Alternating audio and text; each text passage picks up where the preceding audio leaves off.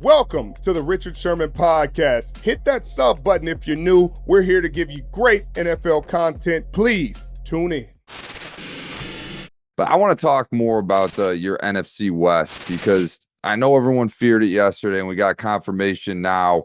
The San Francisco 49ers injury-riddled season continues, and Brandon Aiyuk's out now for the season with a torn ACL and MCL.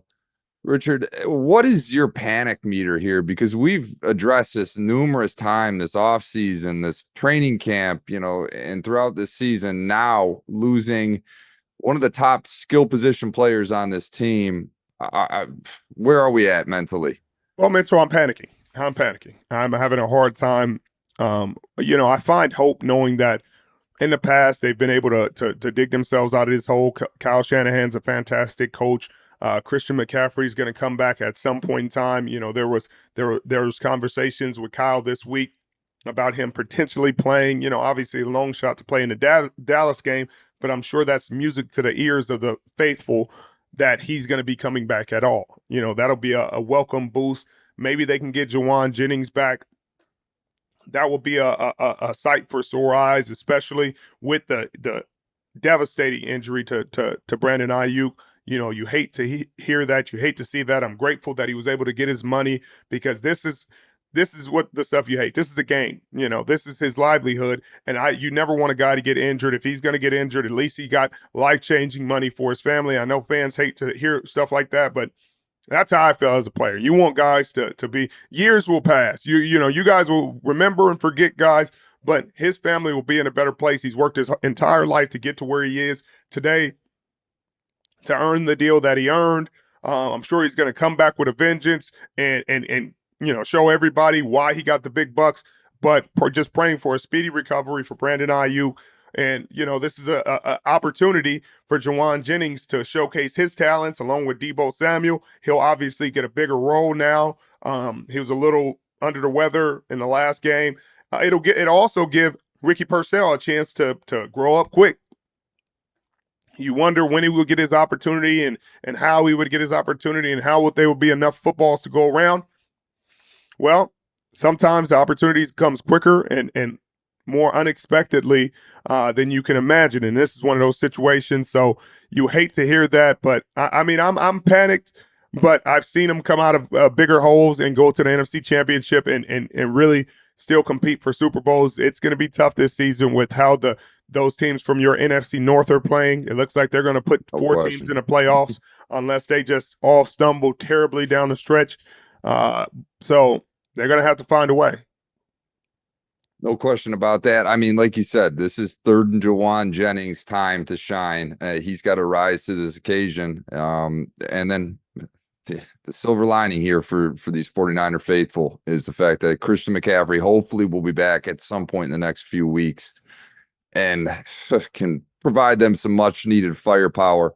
Now for my personal favorite segment of the week, Richard, buy or sell. I'm going to ask you, make a couple statements here, and you're going to buy or sell and tell me why. I'm going to start with the Honolulu Blue, Detroit Lions, Jared Goff. Richard, this guy is sizzling hot right now. I think the statistic of the day was that the Detroit Lions have, over the past 4 games, have more touchdowns than incompletions thrown. That's absolutely unheard of. Jared Goff is on a tear. He is the best QB in the NFC. Buy or sell? I got to buy it, Mitchell. I'm a numbers guy, and he's got the numbers. He has to be the leading MVP candidate, obviously. That's, up in the air with Lamar Jackson throwing for 5 touchdowns tonight. But the way he's been playing, the way this offense has been playing, how efficient he's been with the football, again, like you just said, more touchdowns than incompletions. That's a ridiculous stat. I've seen him. He's gone 18 for 18 in the game this season, and he's getting the ball, spreading it to everybody. He's spreading the love to every single receiver. It seems like Ben Johnson's just closing his eyes and saying, you get a pass, you get a pass, you get a pass, you get a pass, you get it. Oh, Mitchell, you see this? Boogie. Oh, come on now. I'm getting into the spirit. Jared Goff got me feeling the rhythm. So I have to buy that, Mitchell. It'd be tough to argue You can argue talent, and I hate people arguing something that's subjective. Oh, there's more talented guys. They're talent. I don't care about talent. There are a lot of guys that are more talented are throwing interceptions, a lot of them at a high tilt. And if you're throwing interceptions, you're putting your team in harm's way. He's not doing that. He's spreading the ball, pushing the ball down the field, winning games, scoring a lot of points. You got to give him the nod for now. That may change throughout the season. Maybe somebody catches him, but right now he's in the lead. What's impressive to me is that game in my eyes was a bit of a trap game for the Lions. You're riding high off the emotional, the victory, huge victory over the Dallas Cowboys. You lose your emotional leader and Aiden Hutchinson, and then you go on the road against your division foe who's playing the best football in the league, arguably, and then you get in the whole 10-0. Jared Goff led this team back, and then, of course, they're down late, and he led them down the field for a game-winning field goal. Terry Bradshaw said after the game that he reminded him a little bit of Tom Brady. Richard, I don't know if I go that far, but like you said, he's a great ball distributor, and he's arguably one of the best in the league at it right now. Moving to the next topic, this one's tough. I know you're wearing the hat right now, but I got to ask it. The San Francisco 49ers will miss the playoffs, buy or sell. I'm selling that, Mitchell. I'm selling that. I believe in I Kyle knew you Shanahan, would. Brock Purdy, and the boys. They're going to rally and figure it out, find a way to get in those playoffs and make some noise.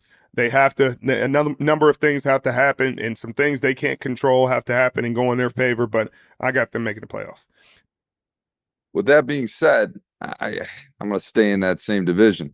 The Seattle Seahawks will make the playoffs, buy or sell, Richard. I can buy that. I can buy that. It's as they get healthier, and they made a change at right tackle, which was a glaring weak spot for him over the last couple of weeks.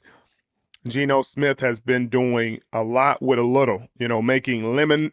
I mean, they're giving him lemons, and he's somehow making lemonade, Mitchell, with no water and no sugar, and sometimes no lemons. It's been incredible to watch. He's moving around in the pocket. He's accurate.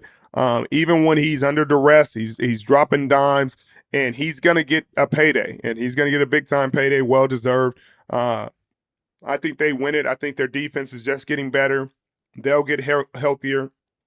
Tariq Woolen will get back in the lineup, make this defense even more formidable. We talked about Derek Hall and Boye Mafe having really fantastic seasons. Leonard Williams and Byron Murphy in the middle. Byron Murphy coming back, returning home last week to Atlanta and really having a really good game. Leonard Williams had a sack in the game.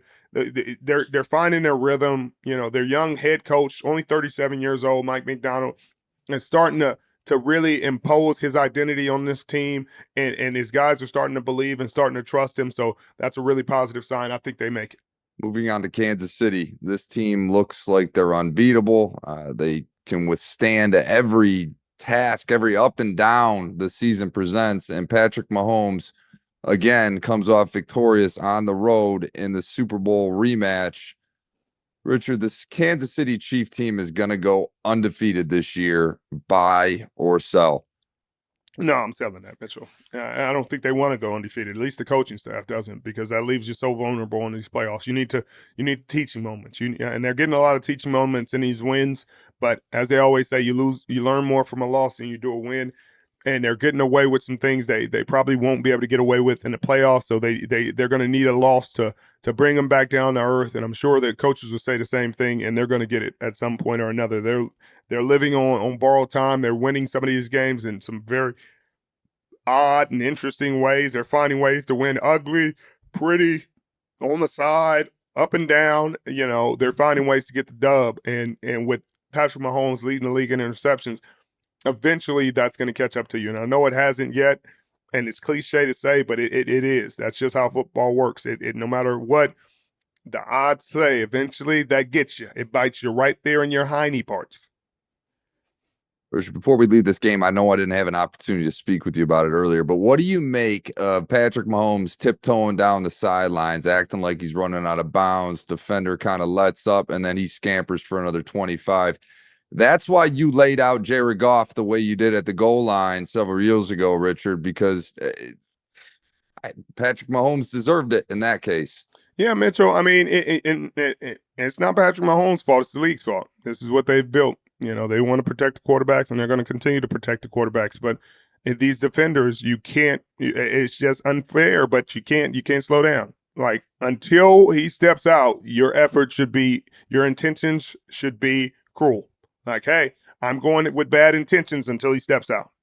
And until he steps out, if he that's what I was with Jared that time. I'm running full speed, and my intentions are bad until he steps out. And if he doesn't step out, he's going to feel my intentions right around this area, Mitchell. And that's what happened. And I think that's what you just got to do. You got to play through the whistle. You got to play to and through the whistle. And in that play, there was a lot of assumptions going on, and you can't assume in this game. It'll bite you in the butt, and I'm sure that's a tough lesson for young Winters, but he'll get it, and he'll be better for it.